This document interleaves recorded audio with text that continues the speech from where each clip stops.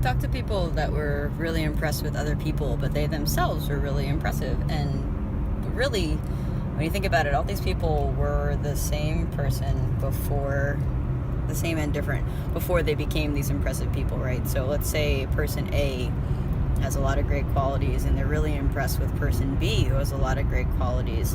What if person B met person A before, alright, let's say this, like before you have all of these accomplishments, before anybody has all of these accomplishments, these things that we value as being like the things that are so important, they were still a person and they still had all of this potential. So it goes back to what I said about like everybody has unlimited potential around them and in them all the time, but like you are those things. You're those things before you had all the stuff. You're those things after you have all the stuff. You're those things in between when you're flailing around and dealing with a complex and feeling like you're not what you really are. Justin Rabinowitz had a great whiteboard a little while ago that was replace imposter complex with gratitude complex, and I was like, holy shit, that is perfect and amazing.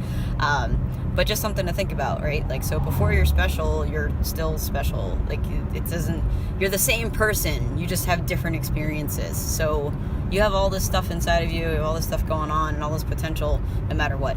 So, you know, appreciate what you are, knock some people off of pedestals, don't take anybody too seriously, and view them for the value that you give for each other, okay? So keep being awesome. All right, love you guys. And aside from that, all of your accomplishments are completely subjective too. Like, you have world-class sports people walk into a room and nobody has any idea or gives a shit about whatever sport they're playing, then they're not special. Like, people get their... If you're viewing stuff on externalities, it's completely subjective to the people around you. And so if you surround yourself with people that are blowing up your ego, then yeah, you're special. But if you're not surrounded by those people, then what does that mean? It doesn't mean you're not special and you're not gifted and you're not talented or you have all this stuff.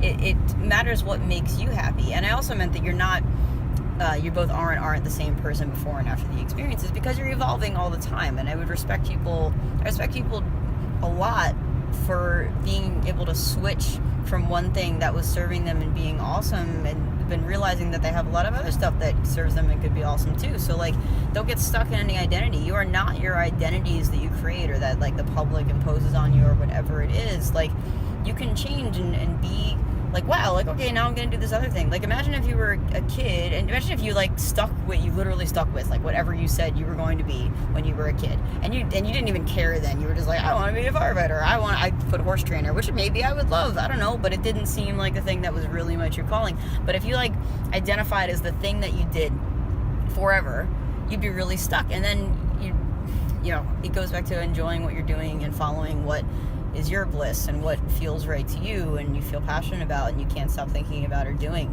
right? So keep loving yourself and allowing yourself to change and realizing that you have everything that you need in front of you and as part of you already. So yeah, keep being awesome. You guys are great, and don't allow subjectivity to determine whether or not you think that. Okay? You have everything in front of you and everything inside of you all the time. So just go with what feels good. Move forward.